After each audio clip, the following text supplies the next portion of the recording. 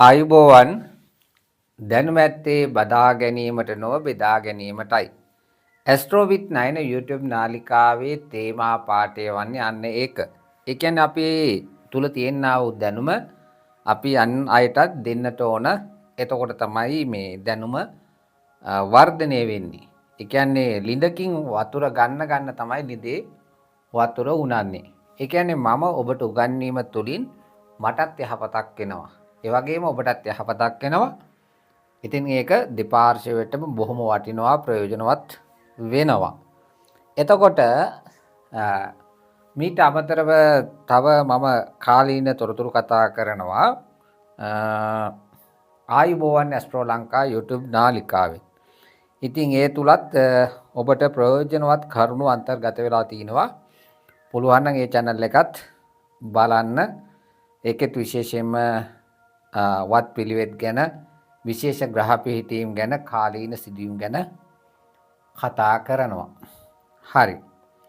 ඉතින් ඔන්න අපි හෙමින් දැන් ගොඩාක් දුර ඇවිල්ලා තියෙන්නේ. ඒ කියන්නේ දැන් පාඩම් 77ක් වගේ මතකයේ හැටියට අපි ඉගෙනගෙන තියෙනවා. ඉතින් මේ පාඩම් 77ම ඔබ අධ්‍යයනය කරා නම් ඔබට මේ වෙනකොට ජ්‍යොතිෂය සම්බන්ධයෙන් ලොකු දැනුමක් තියෙනවා. අනිවාර්යයෙන්ම තියෙන්නට ඕන. ඉතින් දැනටමත් ඒ පාඩම් මාලාවල් ප්‍රගුණ කරලා තියෙන ගැටලු මාගේ වෙලාවෙන් කොටසක් අරගෙන අය ඉගෙන ගන්නවා. ඒකත් සතුටට කාරණයක්. ඉතින් වඩා දුරට දැන් ජ්‍යොතිෂය සම්බන්ධයෙන් ප්‍රබෝධයක් ඇති කරන්නට මට හැකියාව ලැබිලා තිනවා. ඒ ගැන මම සතුටු වෙනවා. හරි. ඒතර ඔහම කතා කරගෙන යනකොට අපි කතා කරා රාශි චක්‍රය ගැන. රාශි චක්‍රයේ මේෂ, වෘෂභ, මිථුන, කටක, සිංහ මීට කලින් වීඩියෝ එකේ අපි කතා කරා. ඒතර සිංහ ලග්නේ මේ මට කියන්න ඕන විශේෂ කාරණයක් කියන්න අමතක වුණා. මේ පොඩ්ඩක් ඒ පාඩමත් බලන්න. එතකොට මේ ජ්‍යොතිෂයේ තියෙනවා ගණ්ඩාන්ත සංධි කියලා. ඒ කියන්නේ මීන රාශිය ඉවර වෙනකොට මේෂ රාශිය ලබනවා. අනිත් පැත්තෙන් කටක රාශිය ඉවර වෙනකොට සිංහ රාශිය ලබනවා. අනිත් පැත්තෙන් වෘශ්චික රාශිය ඉවර වෙනකොට ධනු රාශිය ලබනවා. එතකොට මෙතනදී මේෂ සිංහ ධනු රාශිය ආරම්භ වෙන්නේ අලුත් රාශියකින් වගේම අලුත් නැකතකින්. කේතුට අයත් අස්විද මා මූල කියන නැකත් තුනෙන් තමයි ආරම්භ වෙන්නේ. එතකොට මේ රාශි තුන ජොයින්ට් තුනකින් ගැලවන්නට පුළුවන්. ඉතින් ඒ නිසා අපි තැන් වලට කියනවා ගණ්ඩාන්ත සංධි කියලා. ඉතින් මම කලිමුත් ඔය ගැන පැහැදිලි කරලා තිනවා. ඒ ගැන බලන්න. හරි. එතකොට මට කියන්න බැරුණා සිංහ රාශිය ආරම්භ වෙන්නේ මා නැකතෙන් කියන කාරණේ. ඒ කියන්නේ ගණ්ඩාන්තයක් අවසන් වෙලා අලුත් තැනකින් තමයි අලුත් නැකතකින් අලුත් රාශියකින් තමයි සිංහය ආරම්භ වෙන්නේ කියන කාරණේ. හරි. ඒක ඔබ සටහන් කරගන්න. එතකොට අද අපි කතා කරමු කන්‍යා රාශිය ගැන. කන්‍යා රාශිය. එතකොට රාශි චක්‍රයේ තියෙන ලස්සනම සුන්දරම රාශිය තමයි කන්‍යා රාශිය. පැහැදිලිනේ? එතකොට කන්‍යා රාශියට විවිධ නම් තියෙනවා. එතකොට එකක් තමයි නයනා කියලත් මේ රාශියට කියනවා. ඊළඟට කියනවා නාරි. නේද? නාරි ලතා පුෂ්පේ කියලා තියෙනවා. නාරි ලතා. ඊළඟට තියෙනවා ගෞරී කියලා තියෙනවා. දෙවි කෙනෙකුත් ඉන්නවා ගෞරි අම්මා කියන. ගෞරි. ඊළඟට රමණී කියලාත් කියන මේ රාශියට. රමණී. ඊළඟට කියනවා යුවතී කියලාත් මේ රාශියට කියනවා. යුවති. එතකොට මේ නන් ටිකේ අවබෝධය මේ නම් විල තේරුම ඔයාලා හෙව්වා නම් ඔන්න ඔබට පුළුවන් මේ කන්‍යා රාශිය ගැන අවබෝධයක් ගන්න. නාරිලතා, පුෂ්පේ, නයනා, ඇස්, ගෞරි, රමණි, විඳීම, යුවති, තාරුණ්‍යයේ, ස්ත්‍රීත්වය. ඉතින් ඒ කියන්නේ ගොඩක් දුරට ලස්සන කාන්තාවක් ගැන. කාන්තාවක් කියන්නේ තරුණ කාන්තාවක් ගැන.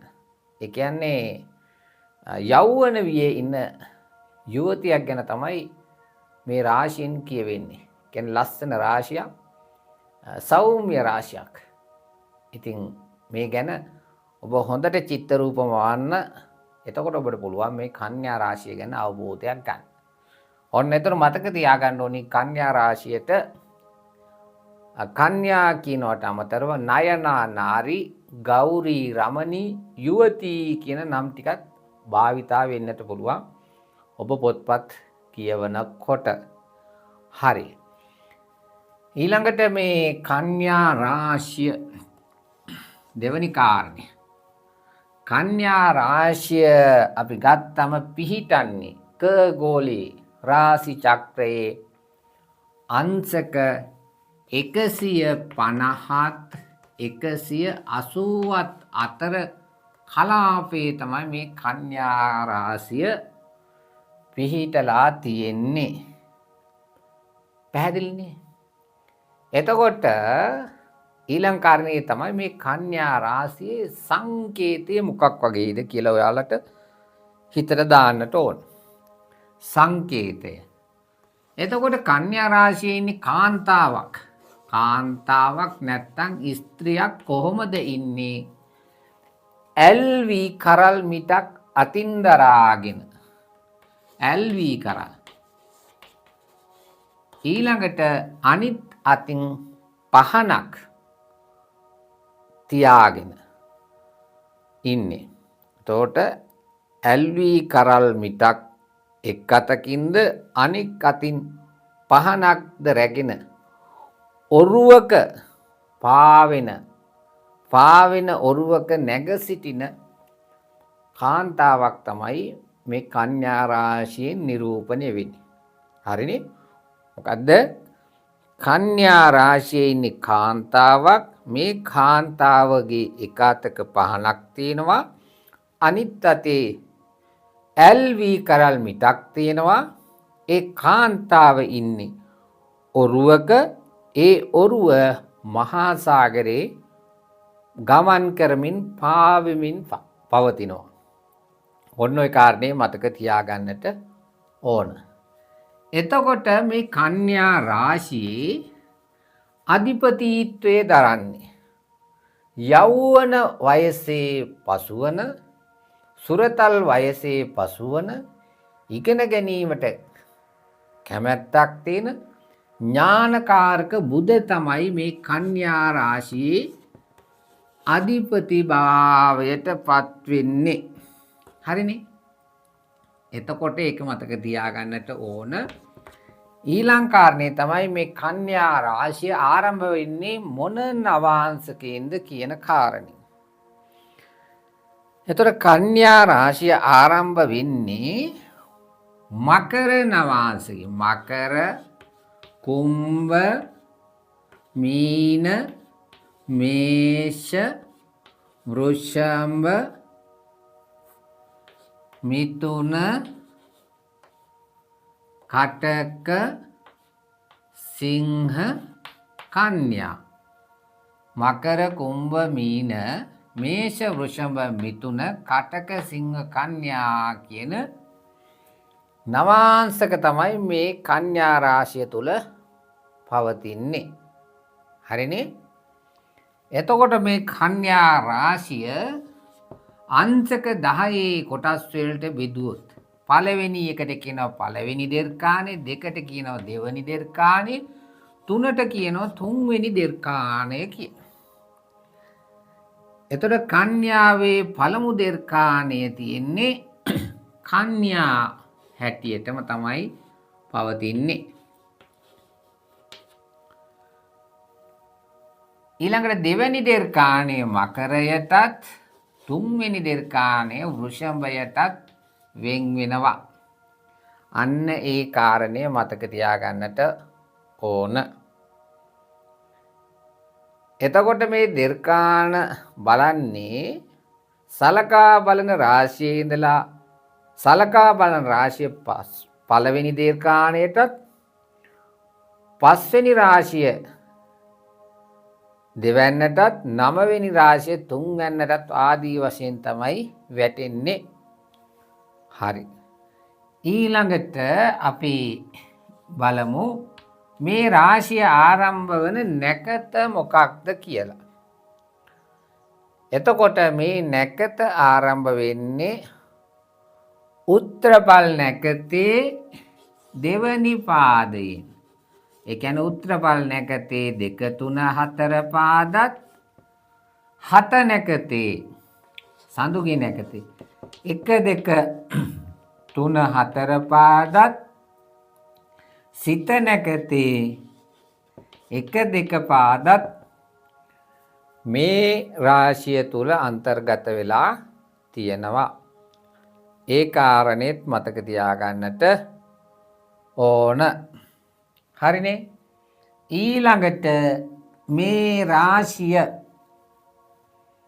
හිමිවන භාවය ගත්තොත් ඒ 8වෙනි කාරණේ 6වෙනි භාවයට 6 වැන්නට රාශි චක්‍රයේ භාව සටහනේ 1 2 3 4 5 6 වැන්නට රෝග ස්ථානයට සතුරු ස්ථානයට මාමලා ගැන කියන තැනට සුරතල් සතුන් ගැන කියන තැනට තමයි මේ කන්‍යා රාශිය විශ්ව රාශි චක්‍රයේ භව සටහන අනුව වැටෙන්නේ. 9වෙනි කාරණය ගත්තම හිමිවන ශරීරයේ කොටස් මොනවා? ඒ කියන්නේ බඩවැල් වලට මහා බඩවැලට ඒ වගේම කුඩා බඩවැලට සම්බන්ධයෙන් තමයි මේ කන්‍යා රාශිය පතිත වෙන්නේ. අන්නේ කාරණය මතක තියාගන්නට ඕන. ඊට පස්සේ අපි බලන්න ඕනි පංච මහා භූත ගුණය අනුව 10වෙනි කාරණේ පඨවි භූතයට තමයි මේ රාශිය සලකා බලන්නේ. පඨවි භූත ගුණය තියෙන්නේ තද ස්වභාවය තියෙන්නේ. පෘථිවි ස්වභාවය තමයි මේ රාශිය තුල පවතින්නේ. හරිනේ. එතකොට මේක ගැන පඨවි ස්වභාවයට එනකොට මට මතක් වෙනවා පුෂ්කර නවාංශක ගත්තොත් එම තුන්වෙනි සහ පස්වෙනි නවාංශක තමයි පුෂ්කර වෙන්නේ. ඒ කියන්නේ මීන සහ වෘෂභ කියන නවාංශක පුෂ්කර වෙනවා. මීන වෘෂභ නවාංශක පුෂ්කරයි. දැන් පැහැදිලි කියලා මම හිතනවා. ඊළඟට දෝෂයක් තියෙනවනේ නාසාංශක දෝෂය කියලා. එතකොට නාසාංශක දෝෂය බවට පත්වන්නේ තුන්වැන්න. ඒ කියන්නේ මීන නවාංශකයේ තමයි නාසාංශක දෝෂයට පත්වන්නේ 12. 13 වෙනි කාරණය. එතකොට මෙම රාශිය ස්ත්‍රී රාශියක්. ඉතින් ඔබට ඒක මෙතනින්ම පැහැදිලි වෙනවා මේ රාශියට කියන නම් වලින්ම. එතකොට මේ රාශියේ තියෙන්නේ සෞම්‍ය ගුණය. අපි මේකට කියනවා සම ගුණය කියලාත් කියනවා. ඊළඟට මේකට කියනවා ඉරතු වර්ගයේ රාශියක් කියලා. ඉරතු රාශියක්. එතකොට මේ රාශියට සම්බන්ධ වෙන මූලිකත්වයේ ගන්න මකර රාශිය නිසා බොහෝ විට දකුණු දිශාවට බලවත් වෙනවා. දිශාව දකුණ හැටියට ගන්න පුළුවන්. ඒ කාරණෙත් මතකයේ තියාගන්න. දැන් කරුණු 17ක් කතා කරා. ඊළඟට අපි බලන්න ඕන ධාතු මූල ජීව ගත්තම ජීව ගුණය තමයි මේ රාශියේ පවතින්නේ. ඊළඟට මේ රාශිය ගත්තම කාන්තාවක් ඉන්නේ. කාන්තාවක් කියන්නේ ස්ත්‍රියක්, මනුෂ්‍යයෙක්. අන්න ඒ නිසා මේ රාශියට කියනවා නර රාශියක් කියලා. මනුෂ්‍ය රාශිය වලට කියනවා නර මනුෂ්‍ය රාශියක්. මනුෂ්‍ය රාශියක් පවතිනවා. එතකොට මෙම රාශිය විශේෂත්වය ගත්තම මේ රාශිය අපි උදා වෙන ස්වභාවය ගත්තම හිසින් උදාවන රාශියක්. හිසින් උදාවන රාශියක් කියන්නේ ශීර්ෂෝදය රාශියක්. ඊළඟට රාශිය අපි වර්ග කරනවා රස්ව දීර්ඝ මධ්‍ය කියලා. එතකොට දීර්ඝ ගණයට තමයි දීර්ඝ වර්ගයට තමයි මේ රාශිය අයිති වෙන්නේ. හරි. එතකොට ඔහොම කතා කරගෙන යනකොට තව මොනවාද මතක් වෙන්නේ? හරි. මේ රාශියට අධිපති වෙන්නේ බුධ නිසා කවුද බලමු? යෝගකාරක ග්‍රහයා වෙන්නේ. යෝගකාරක ග්‍රහයා බවට පත්වන්නේ දෙවැන්න අධිපති සහ නවවැන්න අධිපති සිකුරු. ශුක්‍ර තමයි සුබඵල දෙන ග්‍රහයා බවට පත්වන්නේ. එතකොට මෙම රාශියේ රාශාධිපති උනේ බුධ. ඒ බුධ කන්‍යා රාශියේ සිටීමෙන් විදුරවි යෝගයේ යෙදෙනවා. විදුරවි යෝගයේ යෙදෙනවත් එක්කම කේන්ද්‍රස්ථානයක් වුණොත් භද්‍රා කියන පංච මහා පුරුෂ යෝගියත් යෙදෙනවා. ඊළඟට මේ රාශියට ගත්තම මේ රාශි වර්ගය ගත්තම චරතිර උභය රාශියක්. උභය රාශියක්. එතකොට උභය රාශි වල බාධක ග්‍රහයා වෙන්නේ කවුද? බාධක ග්‍රහයා බවට පත්වන්නේ හත්වැන්න අධිපති ගුරු ග්‍රහයා.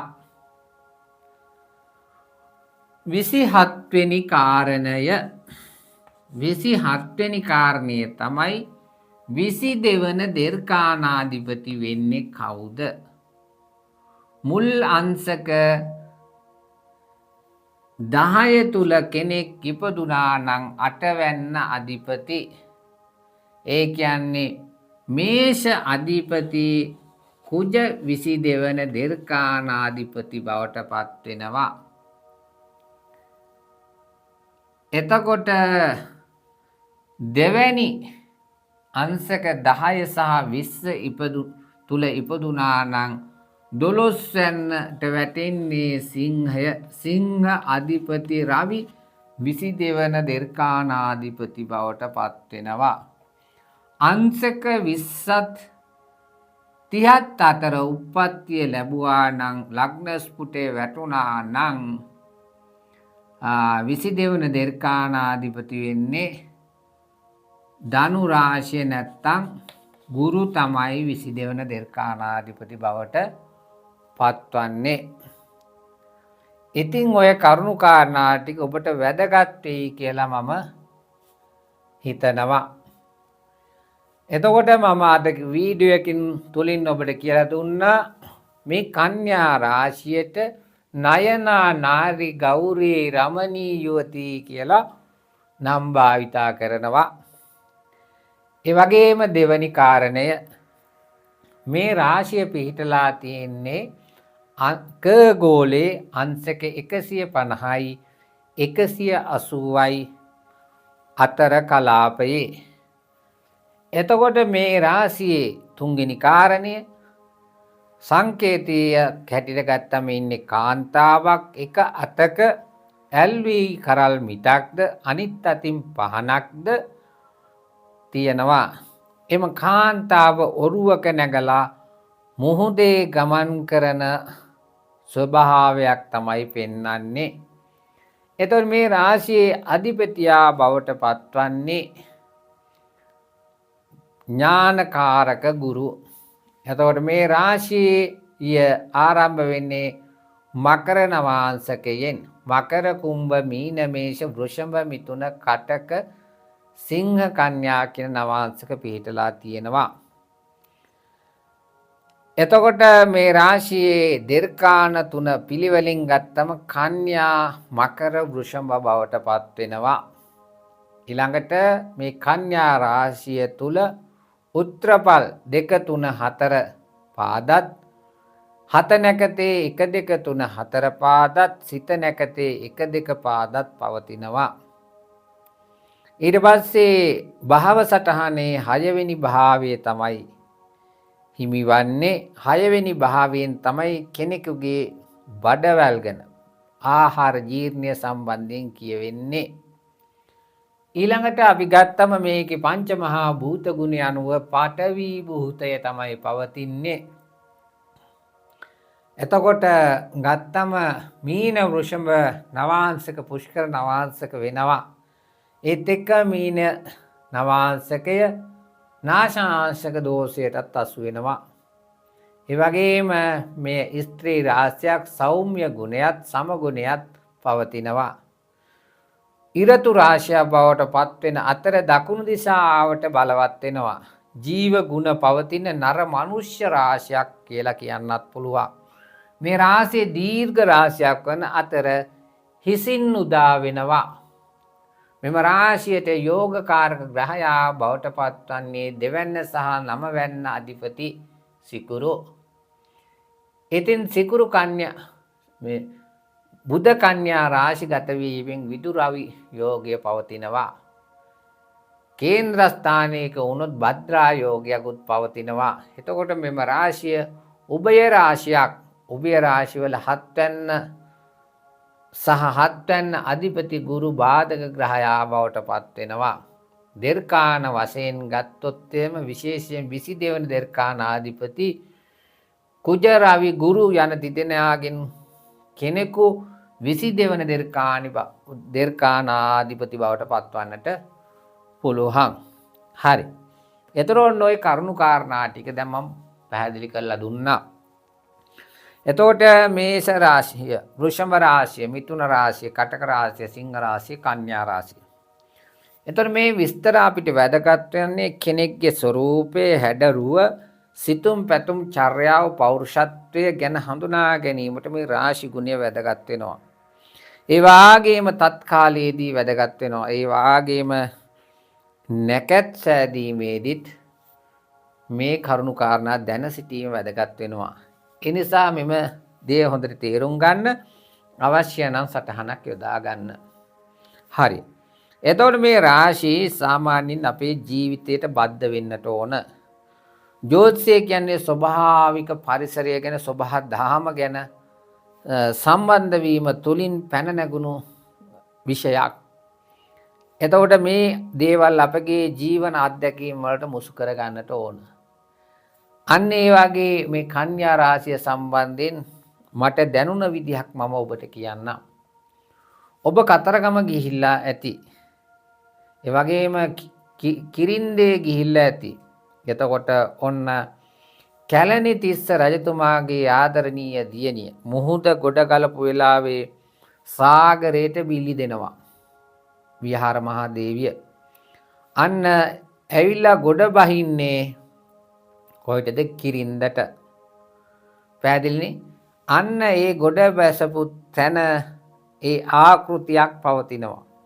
එතකොට එතනදී අපිට දකින්න පුළුවන් විහාර මහදේවියගේ හැඩරුව. එතකොට විහාර මහදේවිය එන්නේ මහා සාගරයේ ඔරුවක් මත. තනියෙන් තමයි ගමන එන්නේ. පැහැදිලිනේ? එතකොට අන්න ඒ තුලින් අන්න ඒ චිත්ත රූපයේ හිතේ මැවෙනකොට කන්‍යා රාශිය මොන වගේද කියලා මට හිතට දැනෙනවා. ඉතින් සාමාන්‍යයෙන් සාගරයේ රැල්ල ගහනට පැද්දීමක් තියෙනවා. නේද? පැද්දීමක් තියෙනවා. එතකොට මේ පැද්දීමක් තියෙනකොට යම් කිසි ආකාරයකට ඔරුවත් සුළු ආකාරයෙන් පැද්දෙනවා. ඒකේ ඉන්න කෙනත් ඒකට අනුරූපව පුංචි සෙලවීමක් තියෙනවා. පැහැදිලි? ඒතර ඔබ අහලා තියෙනවද මේ කාන්තාවෝ ගැන කියනවා කාන්තාවුන්ගේ සිත හරි චංචලයි කියලා. කාන්තාවන්ගේ හිත සම්බන්ධයෙන් පැරණි කවියෝ කියලා තියෙනවා මඩේ හිටවපු ඉන්නක් වගේලු කාන්තාවකගේ හිත. ඒ කියන්නේ ඉන්න වැනෙනවා ස්ථිර නැහැ. ඒ කියන්නේ කාන්තාවගේ සිතත් ස්ථිර නැහැ. ඒ ඔන්න ස්ථිර නැති වෙනකොට මේ රාශිය පටවි ගණයේ රාශියක්. අන්න ඒ නිසා සෙලවෙන නොසෙල්වෙන ගතියට අපි කියන උභය ගතිය කියලා. අන්නේ උභය ගති ස්වභාවය කන්‍යා ලග්න හිමියන්ගේ පවතිනවා. අන්නේ ආකාරයෙන් ඔබ හිතන්නට ඕන. පහනෙන් ආලෝකයත් බුද්ධියත් ඥානයත් පෙන්නනවා. වීකරල් මෙතෙන් සෞභාග්‍යත් සමෘද්ධියත් පෙන්නනවා. මේ දෙක තුලින් ඔරුවක නැගීම තුලින් ජීවිතයේ යම් කිසි ඉලක්කයකට අරමුණකට යන බවක් පෙන්නනවා. එතකොට ඒ රාශියේ සංකේතය අනුව ලස්සන රූපයක් පවතිනවා කන්‍යා ලග්නයේ හිමි අයට. ඔන්න ඔය ආකාරයට ඔබ හිතන්නට ඕන. මා නැවතත් කියන්නේ නොසිතන සුළු තැනත්තා විශේෂයකට පැමිණෙන්නේ නැහැ.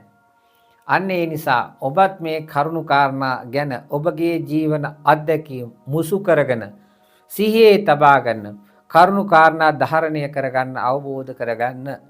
ඉතින් ජ්‍යොතිෂ ශාස්ත්‍රය ඉගෙන ගැනීමට ඔබට ශක්තිය ධෛර්යය වාසනාව ලැබේවා කියලා ප්‍රාර්ථනා කරනවා. ආයුබෝවන්.